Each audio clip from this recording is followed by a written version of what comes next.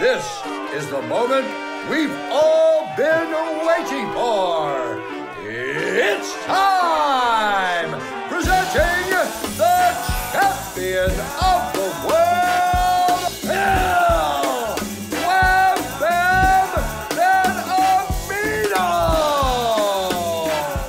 Oh yeah, it's Wham Bam Wednesday again, baby. And today we're all about the WWE wrestler. And you know what? You're here, and I want to welcome you to the show about ordinary people who've done extraordinary things. And today we got a wrestler, as you can see on our show today, Mr. Erik Watts. He's got so many stage names I can't even tell you. But you know what? Son of Mr. Bill Cowboy Watts. And you know what? He played Division I football in Louisville.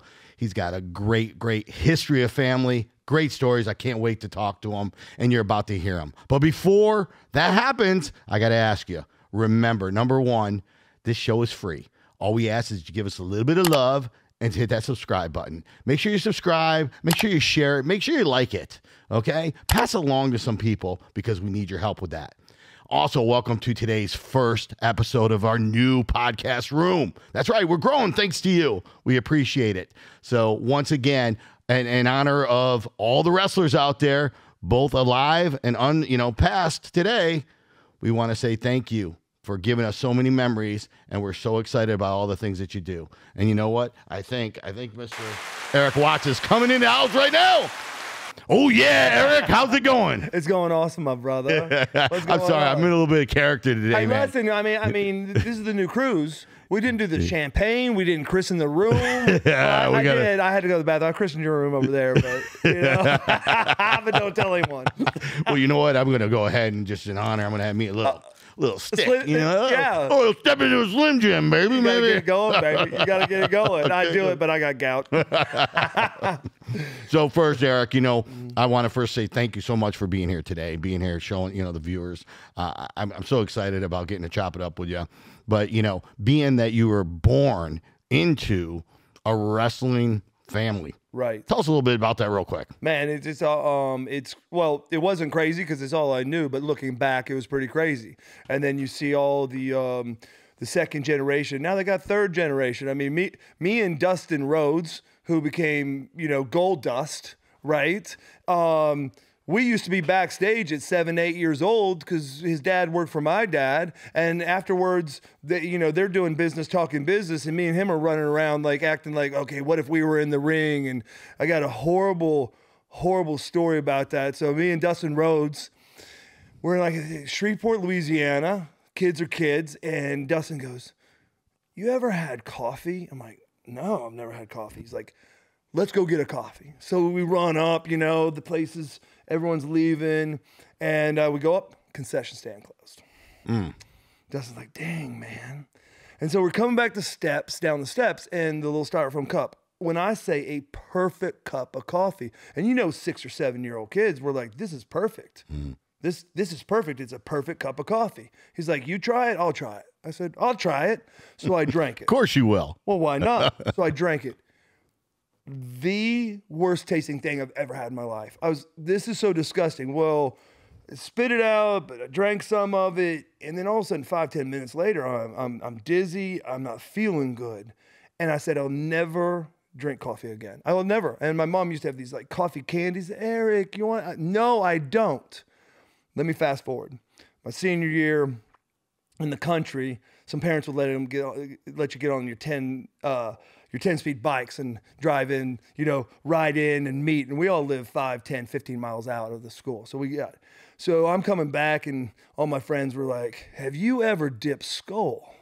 I'm like, no, I haven't. Let's try it. So I do it. I put in that dip. Was it the pouches then, or was it actual? No, and I didn't know that you had to compress it. Yeah. Or go. So now I got skull in, and all of a sudden I'm spitting, and I got dizzy, and I reflected 10 years earlier. That's not coffee I don't like. I drank someone's skull spit in the arena. Yeah. That was it. So thank God the HIV it wasn't back then. So disgusting. So so now you see Dustin. Well, now you got Dustin's little brother Cody, he's just come back and he's rocking the WWE, baby. Like he is the champion or the next champion. Yeah. So you see these generations and you go to these autograph sessions, and now these kids are saying that they watched you, and I'm like, that's not as fun. Isn't that cool? Yeah, That's kinda you know, cool. because I'd be with Flair, or Arn Anderson, or Rick Rude, or Sting, or all these people. Sting wrestled for my dad, so I'm like, Sting, remember when we used to hang out? I was watching you since you're a little kid. Now people want to come up and say, I've seen you since, and I want to punch them. Now, Erik, tell real quick the viewers, what were some of your stage names? I knew you were like the Extreme Dream. Yeah. So ECW, man, Erik Watts, the Extreme Dream, because I am every lady's dream and every man's nightmare. Oh, yeah, you like that? Yeah. So WCW, when I went there, Ted Turner brought me there, and he wanted the family name. There was Dustin Rhodes, there was Barry Windham, Blackjack Mulligan's son, and he put me in a group. And the Steiners were there wearing the Michigan jacket. So when I first got there, it was kind of odd because they told me what to do. So I had to wear my Louisville jacket, and the whole thing. So that brought me to WCW. They wanted Erik Watts. Then WWE, Troy Techno of Techno Team 2000, ECW, The Extreme Dream, TNA, which was huge, became huge. I was Erik Watts, the director of Authority, but they called it DOA because everyone that messed with me was dead on arrival. Oh, right. okay. So we had to play on words, and in Germany I was Wiener Schnitzel, in Japan sushi something. That's a joke. Yeah, no, I was just Erik Watts-san or whatever they say in Germany, right? So pretty much when people look me up, it's Erik Watts, because people that don't know behind the scenes, if you use your God-given name, they can't own all the marketing rights. Yeah. There you go. That's why most of them spend hundreds of thousands or millions of dollars to come up with a character. Right. So a lot of people don't know Undertaker. The Undertaker came to WCW, didn't make the tryout. I don't know how. Scott Hall, right? Razor Ramon.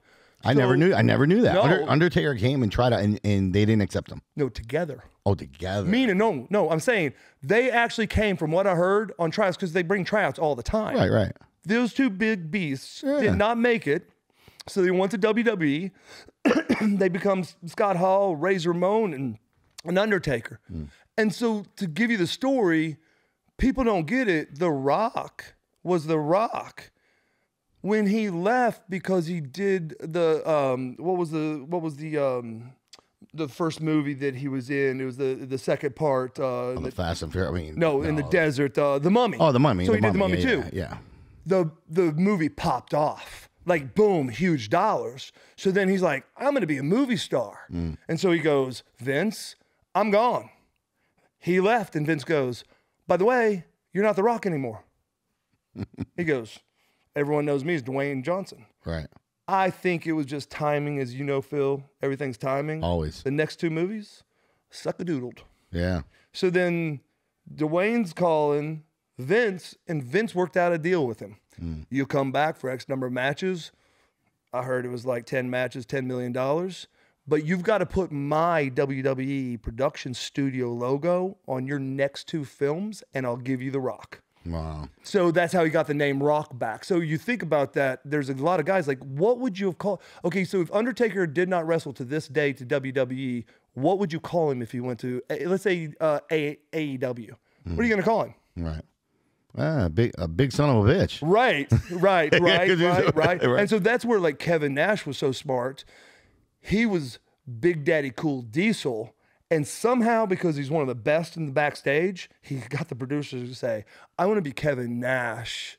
Big Daddy Cool Diesel, Kevin Nash. So then when he started... So hold on. So let me ask you real quick. So did you get choices? Like, were you able to have any say at all in your name, stage name? Not at WWE. So WWE, you came in and they told you this is who you're going to be. Bro, when I signed with WWE, it took them probably 6 months. Think this through. They have an artist, design. When I say that they have sketches. They make sketches for Vince. Hey, this is the idea of the outfit. They've got a producer and a music guy. They're making music. That's where Honky Tonk Man... oh my gosh, not Honky Tonk Man. I'm so sorry, I forgot right now.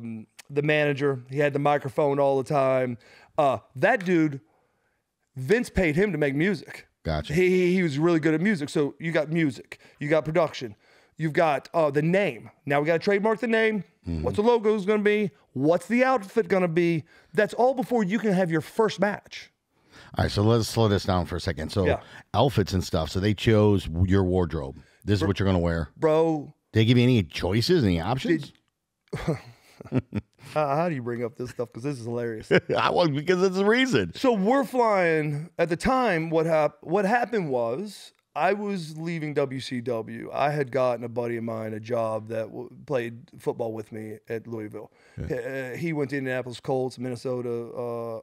Dallas Cowboys. Then we're gonna talk about that because I want to go back to your college. But I gotta ask. I gotta get the answer to the question, man. I gotta know about these outfits. So I take him on a tryout with me to WWE. So I was going to go as a single. We went as a double. So now they're flying us up, sizing us up, bop, bop, bop, bop, bop.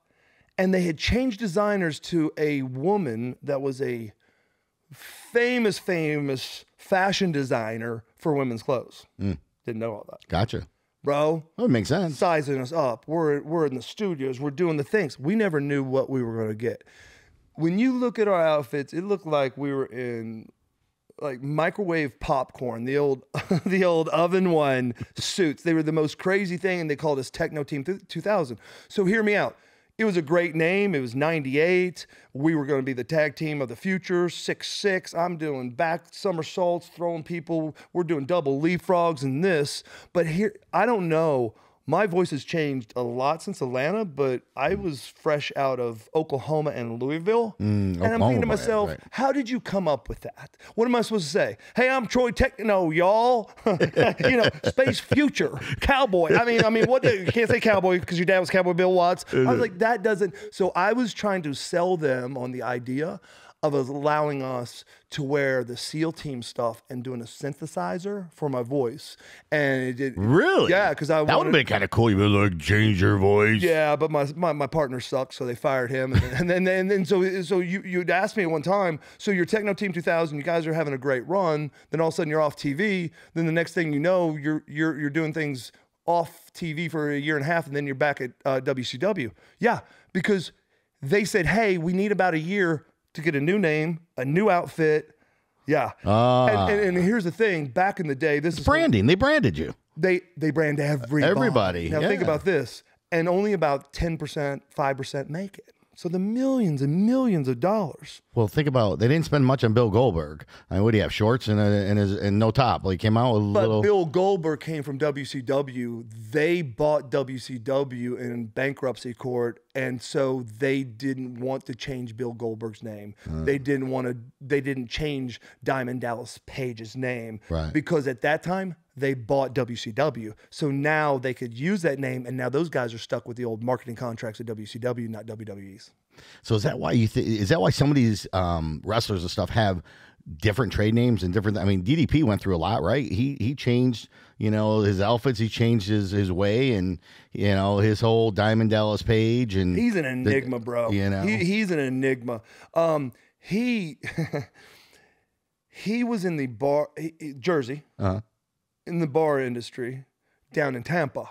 He was doing radio spots to promote his bar, and he loved pro wrestling, so he would do just what you did. He would like, come down and hear the, so-and-so play tonight, brother, or then he would do Hulk, or he would do this. Well, then all of a sudden, Tampa was there's certain cities, because there used to be like 21 federations back in the 70s, 80s. Tampa was huge, Charlotte was huge, Atlanta was huge, my dad's federation's huge, Seattle, Minnesota, so forth and so on. So Dallas is in a wrestling like hub doing skits because he was the general manager of a bar, and then he started giving himself the name, so he would do TV commercials. I'm Diamond Dallas Page. These are my diamond dolls. And he'd have girls dressed up, and he'd call them his diamond dolls. So bro already had his name. True story is when before WCW got when WCW got bought out, there was 3 or 4 holdouts because their agreements weren't with WCW; it was with Turner Broadcasting System. Oh, that's right. Yes, I remember that. So they had major weight. Yeah, that's right. That was one. Kevin Nash was another. Yeah. Sting was another. Nice. I mean, these are the big. Those are all Georgia boys too. They were here in Georgia. Well, they were in Georgia because they were at WCW. Yeah. Sting from California, Bill Goldberg and I from Tulsa, Oklahoma. Right. Yeah. DDP, Jersey. So the deal on this with Dallas is he somehow talked a federation there. Could he manage some people? Dallas is an enigma because at 38 he decides, hey, I want to pro wrestle. At 38, so everyone's like, no. He became 38. He won the world championship at 41. Now they sell out. You know what? I didn't even realize that. I didn't realize he was that old before 30. Bro, wow, he started at 30. Hey, viewers out there, if you're freaking 38 years old and you're wondering if you could be in the WWE, you can. Hey, well, you can. He taught himself to read. Dyslexic. This guy has gone through so much, but the difference was that's how me and him became friends because every day that I had off, I averaged about 302 days a year at WCW. I had keys. I would go to the ring and work out. Dallas would be there, and that's how I met him. He was like, you come on Sundays, you come every day. I go, how else do I get better? He goes, bro, I didn't ever ask him his age, so he was just a guy like, hey, can we get in the ring together? Sure. Then later on, I find out the guy, because the boys are talking, who's the old dude? There's no way. He's never wrestled. He's never going to make it. 3 years later, bro, I remember I was off because I think I'd ruptured my esophagus or whatever, blown my knee. I can't remember. And he goes, Watts, this is what we dreamed of. I go, what do you mean? He goes, listen to this. I'm not even advertised. I'm making a surprise appearance. And he put the phone out. At intermission, they were going, DDP. He goes, I made it. Yeah, that's when you know, huh? I said, but I thought you said what we dreamed about. And he goes, we dreamed about this. I go, well, we kind of did, other than I was going to hold the phone up and say, I made it. Dream. And I was dreaming. So he actually changed his last name to Page because his first name is Dallas before he would sign on with WWE. So his character name was now his birthright name. Smart. And Vince wasn't happy about that one. No. So there you go. And the beautiful thing about it is he ended up marrying a beautiful girl 3 years ago. I met her 20 or 30 years ago because she was dating a friend of mine a long time ago, Ira Dean of Trick Pony. And her first name's Paige. Her first name's Paige, too. So Paige and Paige. Yeah. Paige. So you can imagine the first time we're hanging out, right? I would say, "Hey, Paige," and all turn. Yeah, now it's all messed up. I call it guy Page, girl Page, Dee Dee, Dally. So listen, let me take you back for a minute. So I want to take you back to growing up. Obviously, you grew up in a family. Your dad kept Bill Cowboy Watts, big wrestling. You enjoyed football. Was that your first love? What was your first love in sports? Besides fighting, I know you fought a lot. Right. No, my first love in sports was football. I was kind of I acted as though, and I did love per se, but it was a forced love, amateur wrestling, because my father believed. So wrestling was something that you did kind of look up to and like. Obviously you had to, because my dad believed in street fighting. Right. So when I first played football. What do you mean? Wait. So what do you mean he believed in street fighting? My dad was kind of known for running when he was younger. So wait a second. Was he one of the dads, like, if you had a neighbor and they had a kid and he kind of paired you up? Did you ever that type of street fighting? He might have paired us up against the father or someone. Oh, really? Yeah. Well, think about this. My dad, kind of the way he got into pro wrestling is my dad was at the University of Oklahoma. Mm-hmm. Right. Oklahoma was Bud Wilkinson all those years. Right. Okay. Right? So he gets drafted by the Houston Oilers. Well, back in the day, your offensive linemen were 220. Mm-hmm. My dad was 290. Oh. So the coach at one time, and it was just getting on to him. I don't think he meant it, called him a fat ass. And then so my dad knocked out the coach. And then he just knocked him out. Boom. Knocked him right out. And so he was traded immediately to the Colts, which traded him to the Vikings. So that's, believe it or not, back in the day, people don't get this. My dad's contract as a defensive tackle was $17,500. Right. Okay, this is before the NFL was really the NFL, right? But it became the NFL. a guy named Vern Gagne of the AWA, which was one of the strongest territories and where so many guys came out of. Okay. Called my dad up. He goes, did you knock out the coach? Did you knock out the coach? Plus, my dad was a beast in amateur wrestling. My dad was a beast in football. My dad was just a beast. Well, he 290. He ain't no small little guy. He's 290, 300. I mean, you're not too small yourself. No. And the story, you know, man, if we get back on to hear the story about my father, he wasn't 290. He was 220. And then his mom came to pick him up from a practice at Oklahoma, and they got hit by a train. They literally did. And then he was in a coma for 3 or 4 months. No one knew about weights. So this guy said, hey, once he got out, they said he would never walk again. He would never do anything. This guy got him on weights, and he didn't know what he did. So his natural size then just developed. And that's how he became the world's strongest man. But getting back to Minnesota, he gets brought up by AWA. And then so, again, think about this. It's not the NFL today. But even then, they had the attitude. Right. So my dad went in the summer and wrestled. Well, everyone else went to Ace Hardware and worked, or as a mechanic, or they mowed lawns because it's $17,500. Right. Back in the '60s, that's still a lot of money per se. Sure. But okay, so my dad, so they bring him in the office. They go, "We heard you pro wrestling." He goes, "No, I'm not bagging groceries. I'm not an electrician. I'm not mowing lawns. I'm not a janitor. What do you want me to do?" And they go, "It's not the right look." And he goes, "I'm gonna explain something to you. In the last, I think he said 6 months, I've made over $100,000 pro wrestling. I'm good." And believe it or not, he was one of the channels to bring a lot of pro football players to pro wrestling because he had made friends in pro. Oh, yeah. Wahoo McDaniels, you know, big Wahoo McDaniels. Yeah. He played football with my dad at Oklahoma. Okay. Yeah, I had one of the longest, I think, 99-yard punts against West Texas. So there's that connection. Big Ernie Cat lad. Hacksaw Jim Dugan, my dad grabbed Hacksaw Jim Dugan because he was part of SMU. That's right. On the pay gate. He went to the USFL at the time, blew his knee out. They don't want him anymore. And my dad said, "Son, come on." Steve Dr. Death Williams was at University of Oklahoma. Did he give Hacksaw the board? 2x4? Yeah, the board. Yeah, the board started happening because my dad was always ahead of the What's time. the story behind that? Just give me a story. You know, I think, you know, it went so fast because Hacksaw, there's so many good stories of Hacksaw. My dad was always watching economics and politics and things going on. So my dad at the time is during the Cold War, and we're thinking we're going to go to war with Russia. And back in the day, bro, everyone was freaking out. Cuba Missile. So my dad takes 2 guys from North Carolina, hires them as Russians, Nikolai Volkov, the whole Russian team, make them learn the Russian national anthem. Wow. So every night they would come out after the national anthem, and you can imagine my dad, Texas, Oklahoma, Louisiana, Missouri, Georgia Championship Wrestling. They're coming out. We must have ours sung. They would sing the national, the cans of beer and stuff.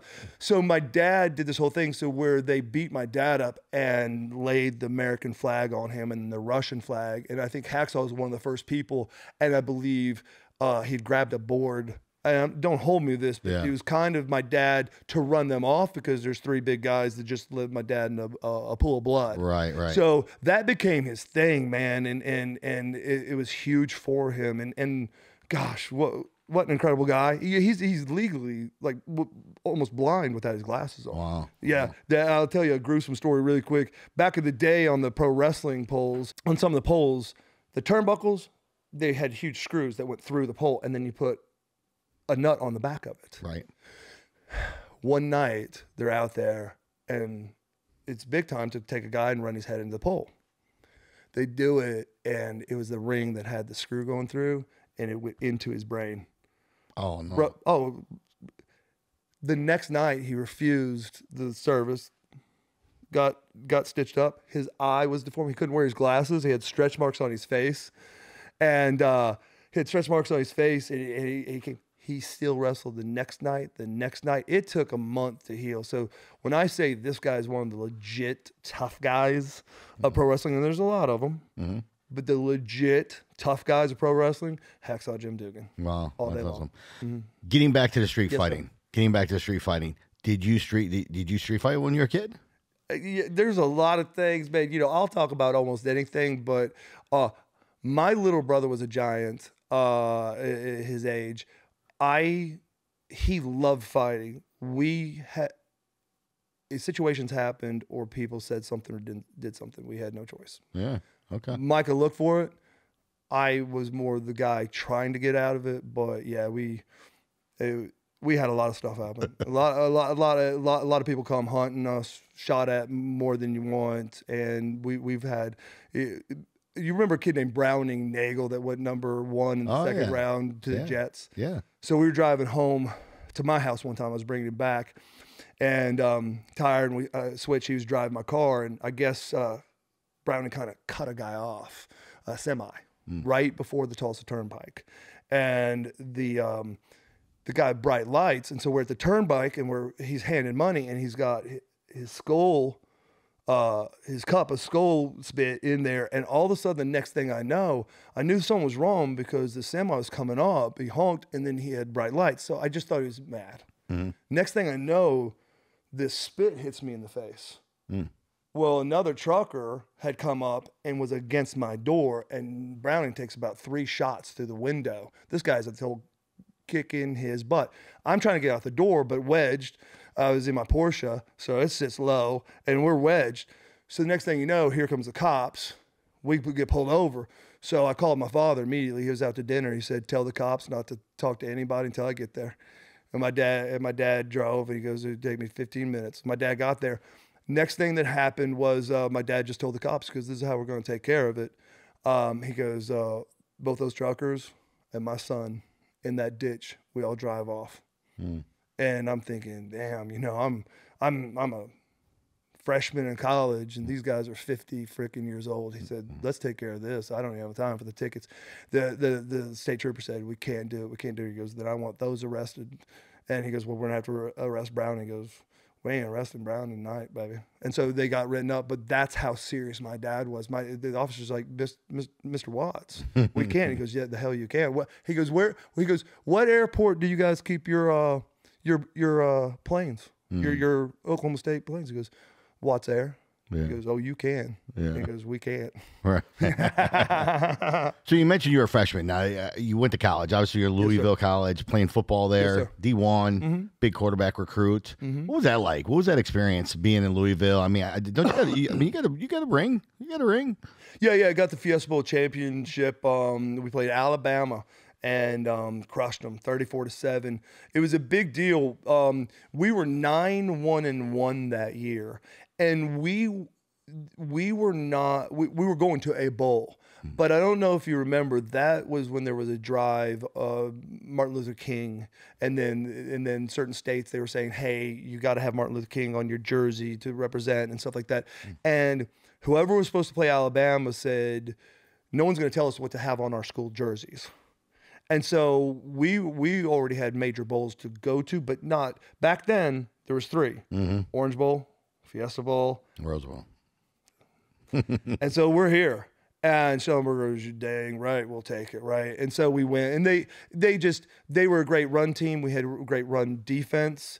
We were an incredible run and pass team. They had no pass, and they got slaughtered. But we knew we beat them like a day or two before, because we almost got into it at the big dinner the night before, and you could see that they weren't ready for what we had coming. But brother, when I tell you, man, we were stacked, because when I went there, I don't think they'd won 4 games in the last 3 years. It was a destiny. I had major colleges. I knew where I was going to go. Then the coach at one of the major places I was going to left to go USFL, but Europe. Yeah. And it broke my heart. Mr. Elway, John Elway's dad, right? Yeah. And so now I know where I'm going, but now I don't know. And this guy that I had seen many times, Miami, Hurricanes, Kozar, Kelly, Testaverde, he coached Johnny Unitas. I had won at the Foot Locker in 1972 when I was 5 years old. I put my name in for a Super Bowl football signed, and I won it at 5 years old. And so Zonka and all those guys were on it. It was the Miami Dolphins undefeated season. I got that ball right, and the assistant head coach was Howard. You still got the ball? Yes. You still got it? Yeah. Oh, you never tried to sell it? I wonder what it's worth. I don't know. God, I don't know. I have to get Panda to look that up, man. Bro, it wasn't even it wasn't Sharpied. Yeah. It was like big pens. Swear to God. Right. Oh, yeah, sure. So what was crazy, I'm like, what is this guy doing? I thought he was out of coaching. And he's in the house and he's got a pipe. I'm like, my dad will make this guy, no matter how, swallow his pipe. Of course, he wasn't smoking it. His wife was with him. And he goes, I don't go on recruits. I need to talk, recruiting visits. He goes, son, everyone wants you at outside linebacker. Everyone wants you as a quarterback. Everyone wants you as a punter. Everyone wants you as a kicker.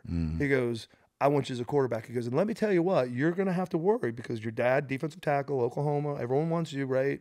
Some of these guys are going to lie to you. Right. You know, let's talk about that for a second. Being in college, obviously your dad's a successful wrestler at the point in time. People know him. They know, that you're his son. What is that like? I mean, are you really wanting to pursue football, or are you just kind of, let me get my college degree, but I'm getting into wrestling? I mean, where were you at that point in time? No. We weren't allowed as children. We set up the ring. We sold T-shirts. I did music. We did lights for TV. We carted guys back and forth to shows or airports. My mother made my father promise her that no child entered the ring without a college degree. Gotcha. My dad didn't have a college degree. He left before graduating. My mother went into modeling after she graduated high school. Yeah. She didn't have a college degree. And she goes, no, Bill, all the wrestlers' kids either wrestle or what do they do because they have no degree. So it wasn't even a thought. I was around it all the time. I loved it all the time. But I wanted to play. I wanted to win the Heisman Trophy. I wanted to win a national championship. I wanted to be the #1 drafted person in the NFL. I loved college basketball, bro. Wrestling, You played basketball? Oh, yeah. You played did you play basketball in college? No. I had offers out of high school, but I didn't have major D1 offers. You're certainly tall enough. You're athletic enough. 6'6". I was playing forward or center. Yeah. In college, oh, you didn't get that three-pointer. You didn't get that three-pointer? We didn't even have the line yet, bro. Listen, I'm old, right? So believe it or not, I was just talking. There was a guy named Derwin Webb, Louisville. When I won, Never Nervous Purvis, they won the national championship in Louisville. Louisville is one of the elite of all basketball teams. Duke, Louisville, they're it. Denny Crum asked me that. He goes, listen, I talked to Schnellenberger. He goes, in the summers, can you come and push around with my big guys? And like, so that was my closest, but I didn't have huge. I knew my aspirations. I wasn't going to be Charles frickin' Barkley. Yeah. Charles Barkley is 6'6" and he can dunk. He could be 300 pounds and dunk, right? Right. So that wasn't going to be. I knew. Yeah, but wait a second, because if I'm not mistaken, I think I read something back in the day when you were actually hurt. You got hurt. Somebody blew out your knee or something. You weren't wrestling, but you were a wrestler. Yeah. Did you not train Charles Barkley or something in wrestling? Right. Not Charles. So when I was hurt, the first person I trained was a mailman, Karl Malone. Okay, the mailman. All right. I knew I read somewhere. Yeah. Mailman was a big Cowboy Bill Watts, which then he watched Erik Watts. So then we hung out because I had blown my knee. And I was where I could work out with people and all this other stuff. Right. But I knew I was going to take that 6-7 months. I had to, right? So he probably caught me about 3 months into rehab on the knee. That spurred me training Dennis Rodman, which then spurred me because Hulk Hogan. So you trained Dennis Rodman, Jay Leno. Wow, Jay Leno as well. Yeah. Dennis it rings a bell because I ran in Pompano, ran with the Bulls the same year Dennis ran as well, and he was a wild man. I didn't even know he tried to wrestle. He wrestled on a pay-per-view. Yeah. Wow, I missed that. It was Dennis Rodman and some Hulk Hogan versus DDP and Karl Malone in a tag match. That was back when he was with Electra. Carmen Electra. Yeah, okay. We got stories on that. Okay, what was that like, man? What was it like? I mean, bro, the craziest thing is after training. He was a big deal back then. huge. Yeah. Right, yeah. You know, obviously basketball says it alone, Yeah. but even off the court, Huge. Yeah. So he after I trained him for a bit, not too long up here in Atlanta, we were going to then move the camp to LA so that we could work with Dennis, and then which turned into me working with Jay Leno. And so Carl said, "Hey, bro, let's stop." I'm sorry, I just gotta laugh. Jay Leno wrestling. I just gotta laugh. I just the thought of that is just kind of funny. The kindest, funniest guy, and That's awesome. And I know, based on my friendship, there is no time when you sleep. You just work. Right. There's a few people I put up against you. Leno's one. And we got to reach out here. We got to thank our sponsors. We want to thank Cost Plus Processing, the leader in merchant processing. If you are a merchant out there and you're taking credit cards and you're still paying card fees, call Cost Plus Processing at 1-855-391-9190. That's 1-855-391-9190. Mention this podcast and ask them for a prize.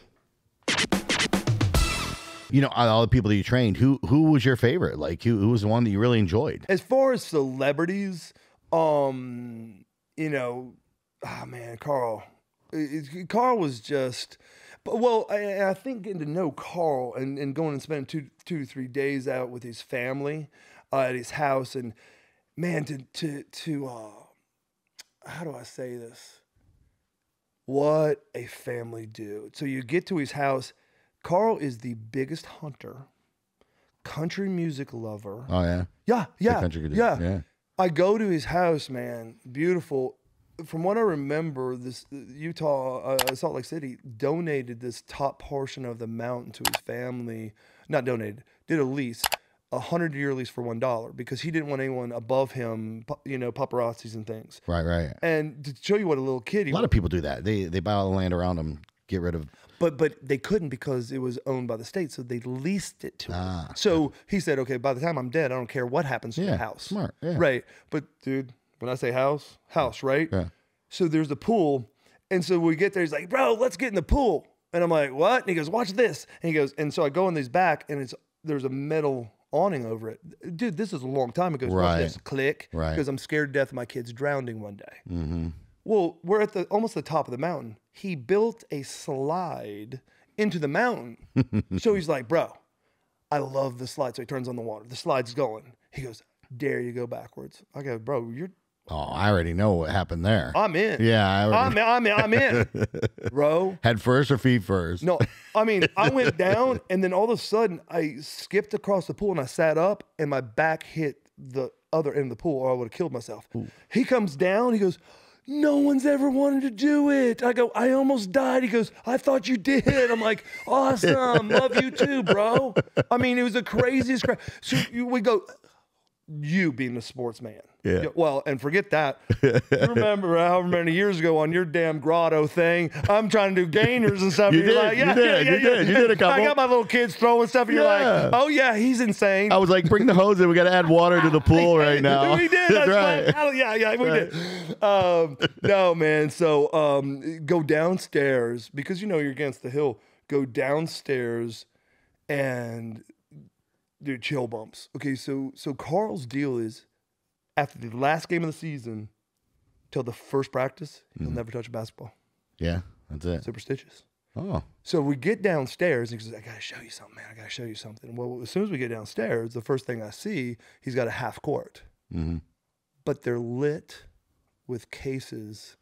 He's got mannequins, and he's got jerseys, shorts, and shoes, all signed by the whole Olympic team he played with. Oh, that's cool. Jordan. That's cool. Oh, yeah. Everybody. Right. Yeah. I'm going, what? He goes, I said, come on, horse. He goes, bro, I told you. I go, I've trained you. You can't shoot. I said, I'm going to dominate you. And he goes, dude, don't talk about it.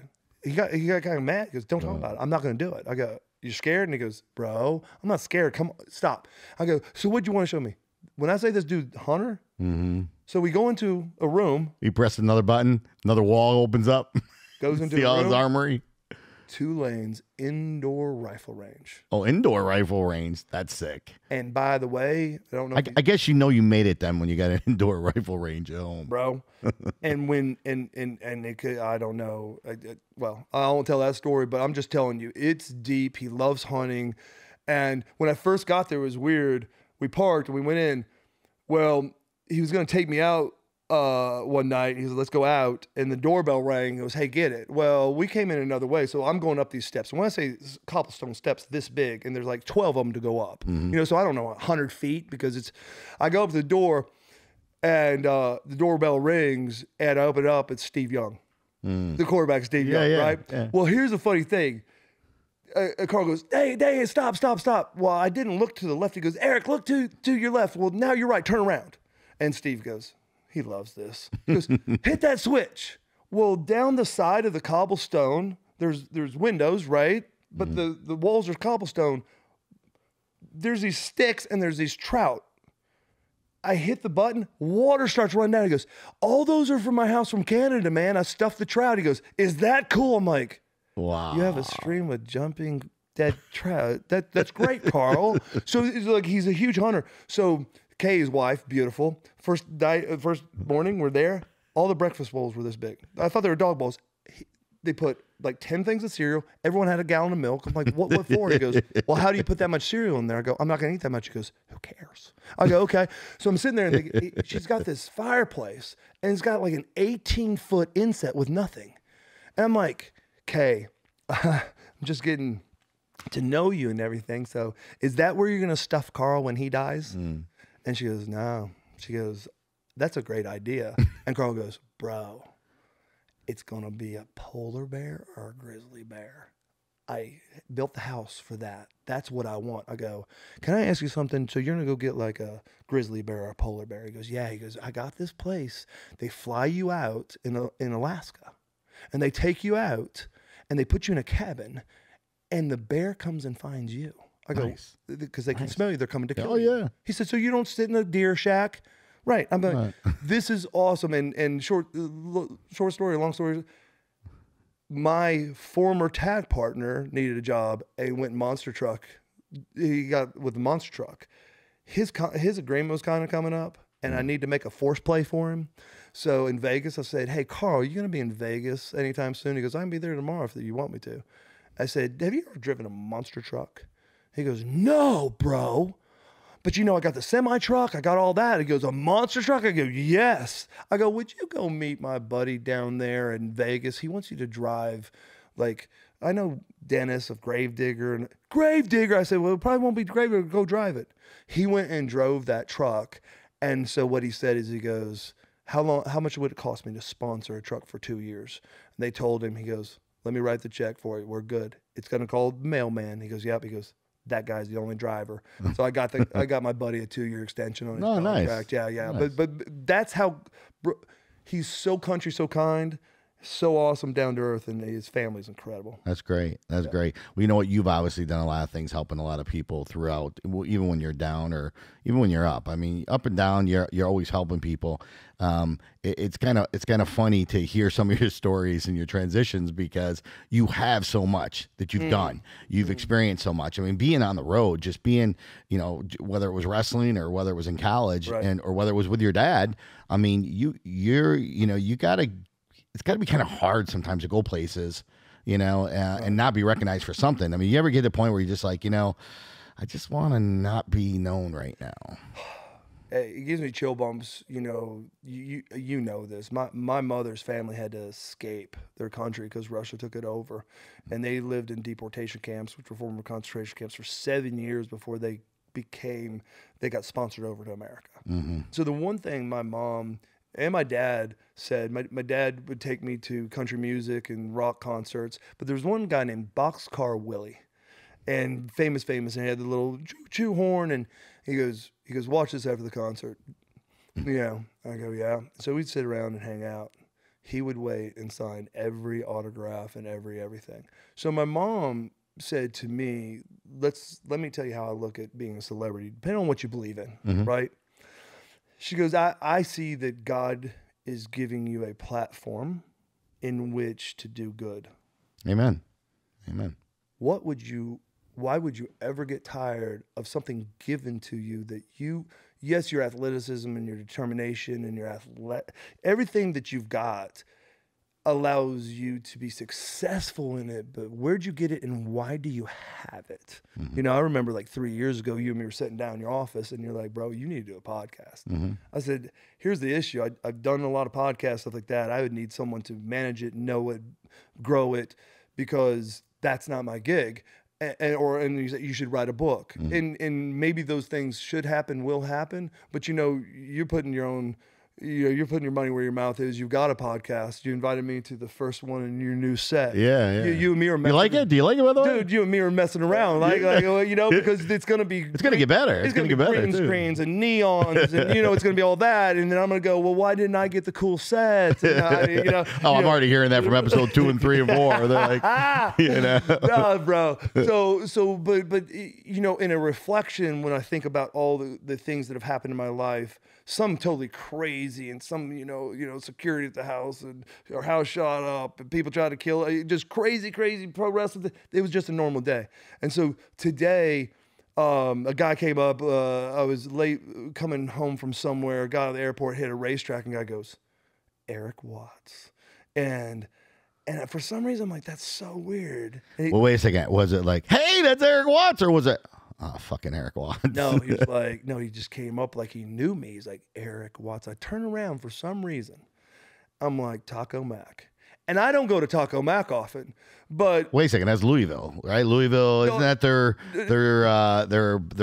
college bar? Where you watch the college we games. Didn't have Taco Macs up there, bro. No, but I'm saying Taco Mac here is where they watch all Louisville games, right? Yeah. Well, you're a Louisville guy. No, but I was not at even that Taco Mac, right? I was at a Taco Mac, and I'm like, because my girlfriend wanted to watch Bama, and it wasn't on the TV I have, so I'm over there, and I'm sitting there, and a guy comes up, and he goes, can I ask you a question?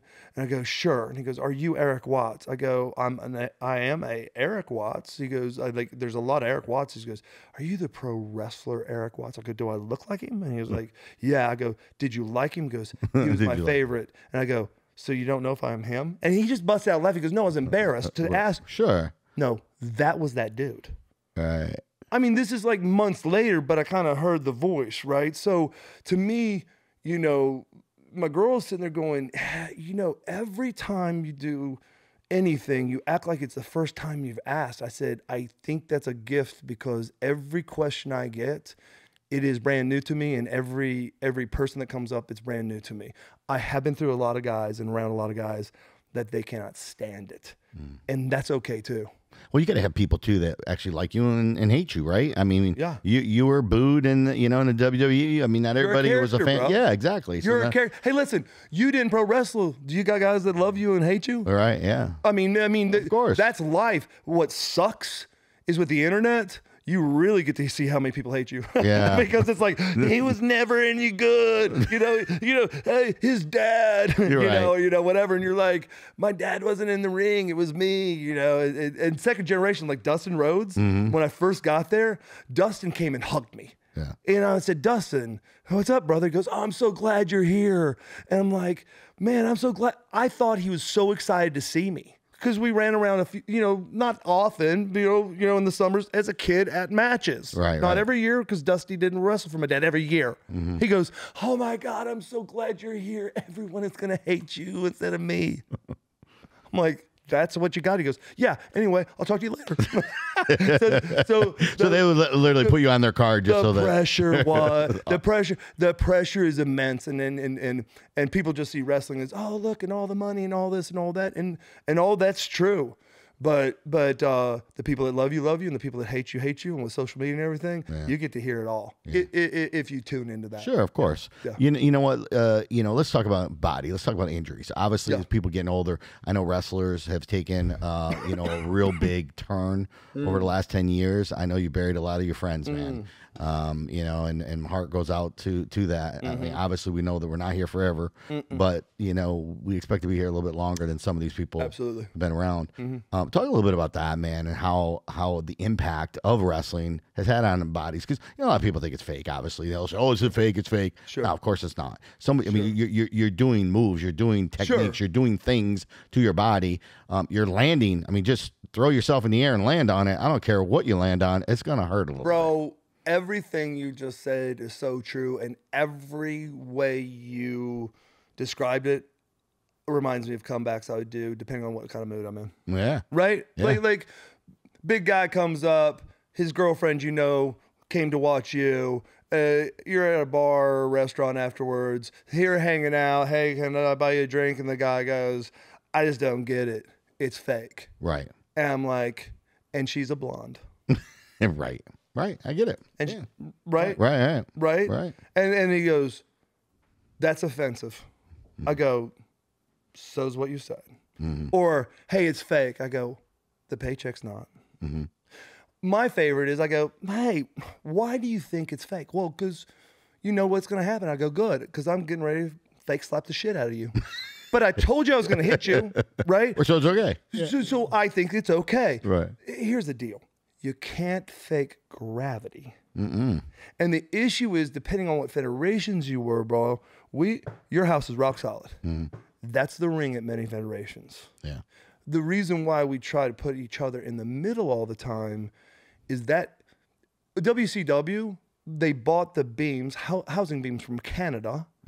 Then they put plywood across it. Then they put carpet. Then they put an amateur wrestling mat. You're still hitting beams. Right. Beams. Yeah. So what the rule is, try to do as many big hits in the center, because even a beam or a truss will bend a little bit more. Don't do it by the metal skirts or the corner post if possible, because there is zero movement. Right. It's gonna right. Yeah. So I've got blown knees, broken things, ruptured esophagus. I still cough blood all the time because of it. You said buried person after person. You had the Macho. I had to say, do you remember that Macho died? And not that Macho. Macho was so good to me. Macho told me the story about it. If it wasn't for my father, he wouldn't be a pro wrestler. Right? Because he went to go play pro baseball. Oh, yeah? He loved pro wrestling. Oh. So my dad had gone to help a friend out, because my dad had his territory, but one of his mentors was a guy out of Tampa, Mr. Graham. Mr. Graham said, hey, can you come out here for 5-6 months? Well, so before that, my dad used to wrestle for Graham. Well, Mach came to my dad and said, hey, an off season, I want to wrestle, but if pro baseball finds out, then I'll probably get fired. He goes, I'm not that big a guy. His height-wise and all that. Right. My dad goes, it's a similar story. When I played the Minnesota Vikings, you dig it? Yeah. So he said, I got your story. He said, kid, it's not the size. He goes, but your territory is all beasts. He goes, not all of them. He goes, let's see what you got. And he goes, well, what do I do? He goes, you're going to go to Hiro Matsuda School, and you're going to train, same place that Lex Luger and so many people went and all that. Hiro was a good friend of my dad's. And he trained and trained and trained. And he goes, you're ready to try. Well, he came to me, he goes, can I try before I go back to season? He goes, yes, you're ready. He goes, so how are we going to do this? He goes, have you ever heard of Parts Unknown, the town? He goes, no. He goes, well, that's what we call every city that a masked man comes from. So my dad put him under a mask. Right. And my dad said, look, based on he's got it. So he went and wrestled, and he came back to my father, and he said, do you think I have it? And he goes, you got it. He goes, I'm quitting baseball.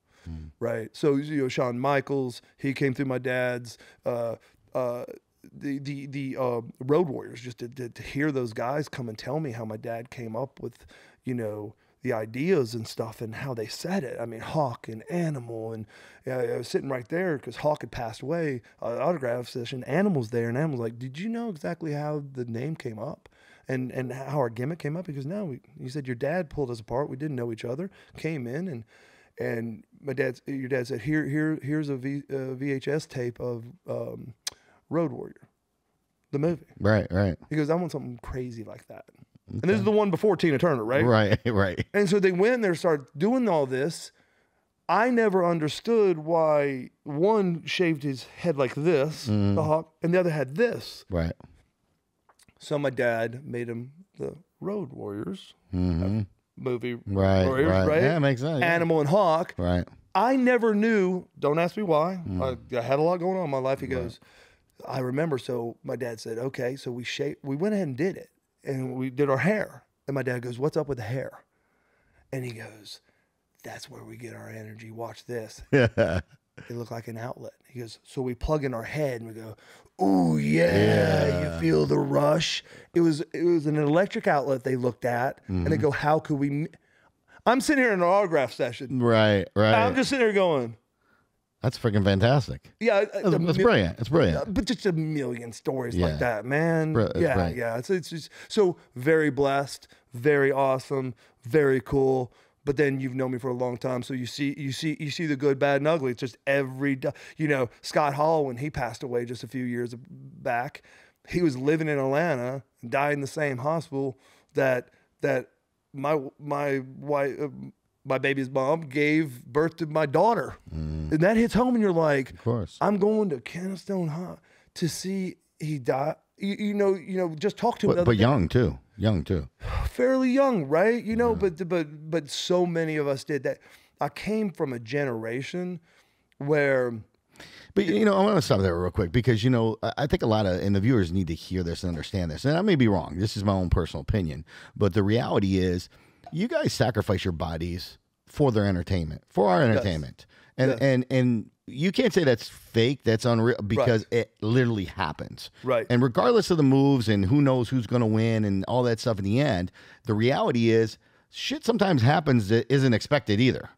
Absolutely. You know what I mean? Right. Because like let me give you a proper one. Right. So you throw a guy off the rope. Right. Yeah. And you say, I'm going to clothesline you. Well, let me tell you what. If I'm going to clothesline you, I am going to hit you chest high, and I'm going to try to knock your head off because I'm hitting you in the chest. Right. What do you bench? 500 or whatever? Yeah. How hard can I hurt your dang chest? Right. But the fans, when they hear my arm slapping against yours, you hit, you get up kind of hurt, and you got a red mark. Right. People go, they lose themselves and go, this is real for a second, or whatever, forever, however they want to look at it. Sure. Here's the issue, Phil. Right. I throw you off. You miss, you hit the You neck. come off the ring a little bit faster, I go a little bit higher, and I break your nose. Yep. Or your neck. Yeah. Bret the Hitman Hart, Right. broke his neck. Stone Cold Steve Austin, you know why he stopped wrestling. Owen Hart, Bret's brother, put him in a pile driver and sunk his head too low and pile drove him and broke his neck. He couldn't wrestle anymore. Matter of fact, someone told me he's thinking about trying it again. I remember when they said like they would scratch the bottom of his foot and his hand would tingle. Now, thank God the guy made millions and millions and millions and millions of dollars pro wrestling and did it in the movies and Skull Island, and the guy makes money. Sure. Okay? He turns down more money. But listen, money can't get you up the wall. Money can't make you move the next day. And but I'm talking about a fake sport. Right. And so I look at the reality of it. I remember there's a guy named Big Van Vader, and there's, TV, and we were taping a future episode, and I was the match after Vader, and I remember when Vader took the guy and he choke slammed him and broke the guy's neck. So the guy's neck's broken. Right. He's paralyzed.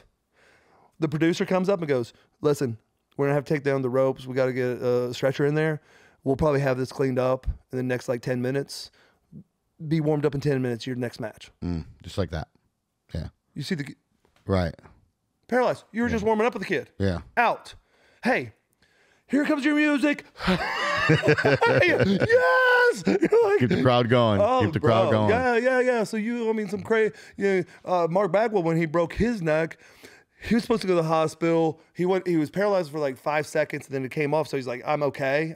Maybe it was a stinger.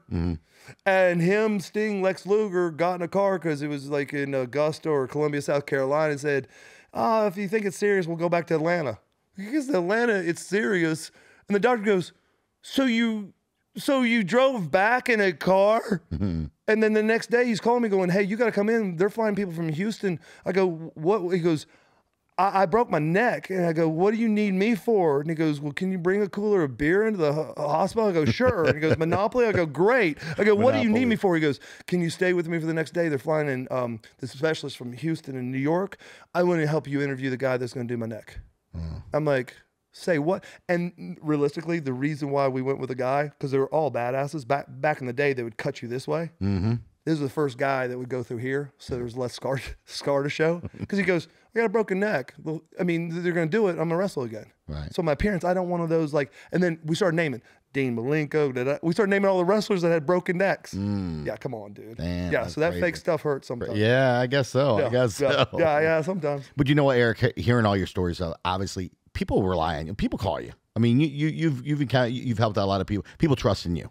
So that's one of the things that the reason why you're here today. Obviously, we talk about ordinary people doing extraordinary things, and you certainly fit that bill. You did miss your calling. I still think comedian is something that really is in your blood. You enjoy telling great. I mean, you got great stories that are real, and they can turn out and make some people laugh. Brother, here's the beauty of it, right? Ebbs and flows, and you and me can attest to how.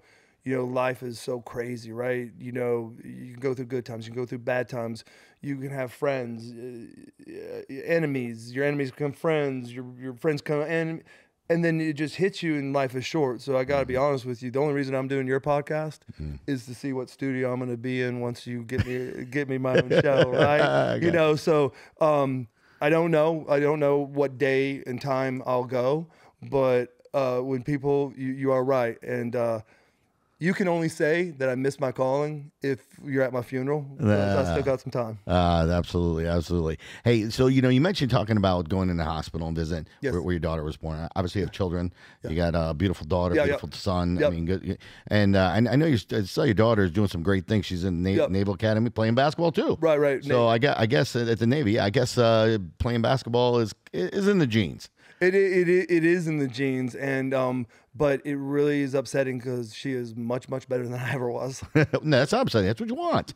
You want your kids to be better than you. I would like to be really good and say I wish you could be as good as me. No, she's incredible. My son's incredible. It's been a long time since you see Noah. He's 6'4", 6'5". Sydney's 6'1".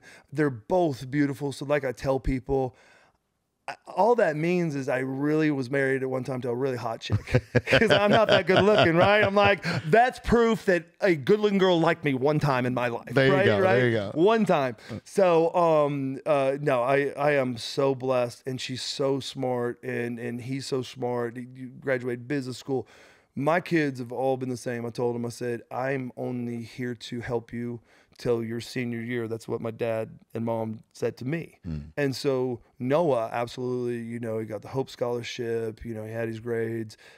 He worked in the summer, the winters, worked going to college. He has paid all his college. He's paid all his housing. He's paid all his things to this very day. That's awesome. That's what makes me proud. Sydney is a cybersecurity specialist. She's starting her 4th year as a starter at the Naval Academy.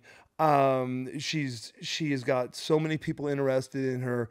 You and me talked about this. The craziest thing is when you go to a military, like the Naval Academy, the Air Force, the Marine, whatever you're going to, you are then an employee of the government. So everyone talks about name, image, and likeness, and you're a big sports guy, so we can talk about this more another time. Yeah. But those kids can't have that. Right. There's no NIL money. None. And I promise you, with my daughter. And that's big today. Well, I can tell you, there would be so many people that would pay her. I mean, look at Manning's, right? Right. Yeah. Of course. He's in Texas, and I heard he's making $2.5 million a year. Well, Deion's son's making 4.5. He's not starting. Yeah. Our man at USC that went for the Heisman, he's making so much money for Heisman Trophy last year. He got his own Learjet, rented it to fly his lineman up. Right. That's a little bit. Yeah. And then you got the girl gymnast. She's making $3-4 million. It just tells you how much money's out there in these colleges and what they're doing. And so I understand the government has to keep a tight on everything. I mean, my daughter has certain security clearances in which she can't even talk to people on her team about briefings that she goes to, or vice versa, depending on how high you are. And at the same time, WWE's after. I think the WNBA might have a little eye on Let me her. ask you, what about that, though? Because I did see a little Twitter clip, man, on her. I did too. That she did a little camp or something out there, and yeah. I see her in the ring. She looked really good in the ring too. Listen. And you're right, she's way better looking than you'll ever be. Yes, thank you, Lord. No, yeah, thank you, Lord. No, yeah. So I don't know how they work it out anymore at these academies now. The guys that are good enough to go pro football, they'll postpone the 5-year commitment afterwards. Basketball, she had a girl 2 years ago that went WNBA, so they postponed her 5-year. Because when you go to these schools, right, your first 2 years, they pay for everything. If you get selected or recruited, and you can leave if you don't want to be there. Right, but after that, you have to. It's called 2 for 7. You sign 2 years to give them 7. So she, just like everyone else, owes them 5 years back. Now, when they say, "Oh, cybersecurity," listen, bro. Think about this. She started at 17, so she could retire from the military at 37. Are you sitting there counting your fingers? 37. 37. Hey, Yeah. bro, how about you and me? Right. 6-figure income, blah, blah, blah, Sure. 37, and then you're going to start your career with that much backing and that much experience. Right. But at the same time, even if she does the 5, let's say what company doesn't want her, because I've already talked to many parents, as cybersecurity, when you were cybersecurity for the military, fighting all the enemies that we have coming at us. Right. So life is in front of her and her choice, and I make no choices for any of them. I say, if you want my opinion, ask, because you know me, I'll say it, but I don't say anything other than that. So yeah, I heard that she went for a summer camp. I saw it on Twitter because a Naval Academy person interviewed her. Now, have you ever worked with her at all? Have you ever worked with either your kids, for that matter? With what? With wrestling. Have you ever Noah taught them a few things? Noah said, absolutely not, Dad. No, I didn't want nothing to do with it. They couldn't pay me enough to have the pain I see you go through all the time. Okay. You know? Yeah, absolutely. I mean, I could totally get that. You know, I've been with you for a long time. Well, you're his dad, man. You're his hero. You've had many times where you've slapped me on my back because I'm choking on food or I'm throwing up blood from the surgeries and stuff like that. So you see it. Yeah. Now think about it if your kids as my son, right. So he's my That's true love, man. My daughter is like, I feel so sorry for you, but I'm tougher than you. And you probably are. So I don't know. I know my daughter asked me twice, and to see what it would be in the ring, and 20 or 30 minutes one day, and then 20 or 30 minutes a month later just to feel the ropes. And what I would have felt bad about is I said, this is how you hit the ropes. And I hit the ropes. I'll send you a picture. The bruise with the bleeding, you know, all the way down my side. And the crazy thing about it was she was hitting him so hard that she was black on her side and her buttocks, because people don't understand, like the WCW rings, they're wire with tape around them. WWE's rope. And I said, you know, so it's different. She goes, never knew how hard the ropes were. And then I said, okay, well, now I need you to do the most unnatural thing in the world. I need you to just kick your feet up freely and fall straight on your back on this concrete mat, but tuck your chin to your chest because you could break your neck. And she goes, are you serious? I go, well, some people will go like to stop the fall. I said, so keep your chin to your chest and try. And it was so awkward. She hit her booty, she hit this, and then, but what was so crazy, I've trained a lot of people. Dusty Rhodes had a school, asked me to come. I've trained a lot of people. I've wrestled for a long time. After we get off this, I will show you, I've never in my life, I felt bad for the mat. Yeah. She was hitting it so hard that it was like shaking things. I'm like, how, you know, so, but. Not a fear. But hear me out. That's as far as we got. You feel the ropes. You want to hit the mat. You know, binkity binky. Dad, what was it like if you know, when the How old was she then? Well, no, I'm saying like the first time she ever was, minus when she was a little baby. Right, of course. And I was training for Dusty and Benoit, and his kids came down, and my kids, and they were playing around. That is the first time my daughter has ever been in the ring, and that was 6 months ago, and it was 30 minutes, and then maybe 5 months ago, and then the next thing I know, she says, "Well, I'm gonna go this workout session with WWE." I go, "You're gonna do what?" But there's a story to that. I've never called WWE. I've not talked to WWE about her. Blah blah blah. WWE had Sheamus and Kofi Kingston and the women wrestlers. I don't keep up with it as much today. Visit the Naval Academy. Right. I got and they had asked Sydney to walk them around. I got the picture. And then when these guys took pictures with her, and she was only with them like 5-10 minutes, somehow, I guess one of those people mentioned, do you know that there's a girl named Sydney Watts that her dad used to wrestle, is at the Naval Academy? And I think that's what sparked. That was about a year ago. Well, not only that, but she's an amazing athlete. I mean, she's playing Division I. Yeah, I mean, 4 years in a row. I mean, come on, and actually making her own presence. Like she's got her own name. Right, it's Sydney Watts. She's not Erik Watts' daughter. It's Sydney Watts. No. You're the cloud in the back. Right. Want to stay there. Right. But you see some of these kids that they're going after now, all the women and guys that they're going after, either ex-pro football, baseball, but the girls that they're signing now usually pay for colleges that have major TV all the time. You don't flip on the TV and watch Navy, Army, because of the coverage of it, right? But you see Alabama and Arkansas and all that. This is funny as heck. 2 years ago, a kid that played high school football with me, then went to the Air Force, hated it. He didn't know he's claustrophobic, and he was going under all the barbed wire and stuff. He left. When he left, he came back to Tulsa. My dad found out, and he goes, "Why don't you walk on to University of Louisville?" And he goes, "What?" And he goes, "Walk on to University of Louisville. You're not sitting here and pouting because you thought Air Force and football was your dream. Get on your butt and go." So he came. He tried out. He ends up getting a scholarship. He ends up kicking for us. He ends up doing fantastic. So he had 3 daughters. That's a real Rudy story right there. It is. Yeah. 3 daughters he has.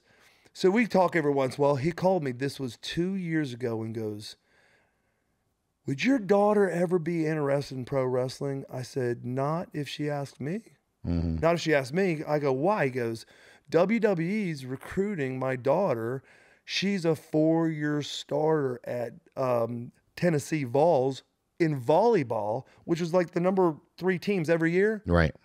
She's 6'3", beautiful girl. Yeah. And I said, "Is she interested?" She goes, "Oh no, I just thought it'd be funny. We played high school if they would be a tag in WWE." He goes, "But my daughter said, absolutely not, Dad." I said, "I'm not even gonna tell my daughter that story." Right. Then like a year ago, all of a sudden people were like, "Hey," and WWE's kind of interested, and so it's taken on a life of its own. But that's between, like I said, Noah what he does and Sydney what she does.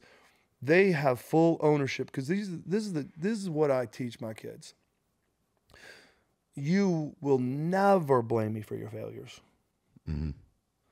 There's a major pause. Yeah. Right? Because I'm telling you, you won't. And you'll never, ever give anyone else credit for anything you do other than what you believe in yourself. And because that's one thing I learned. Too many times in kids' lives, parents somehow will say, "Well, the reason you got here is because of this," or "If you listened to me, you wouldn't have failed," or No, that's not the way my mom taught me. You give the support, you show everything you can, but it's still their decision. Phil Benamino, bro, I know a lot about you, but I can guarantee you the one thing I know about Phil Benamino: you sit and you do every day what you want to do and how you do it, because Phil Benamino did it. No one else. Oh, yeah. There you have it, baby. Wham Bam's podcast, another epic episode with your boy, Erik Watts. And just like he said, if you're a child out there, don't ever blame your parents for your failure. And remember, you don't ever have to thank them for your success, because you can do it. And as your boy Wham Bam always says, if your life is a movie, would it be worth watching? And if the answer is no, then stop being ordinary and start being extraordinary. And remember, stay positive and keep testing negative. This is your boy Wham Bam. Thanks for hanging out with us. Till next Wednesday. We'll see you then.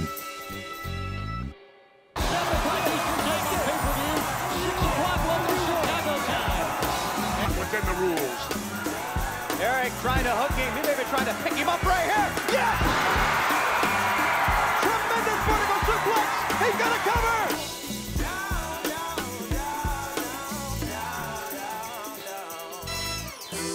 This podcast was brought to you by Cost Plus Processing, the leader in merchant processing. Call 1-855-391-9190 and find out why they are the future in merchant processing.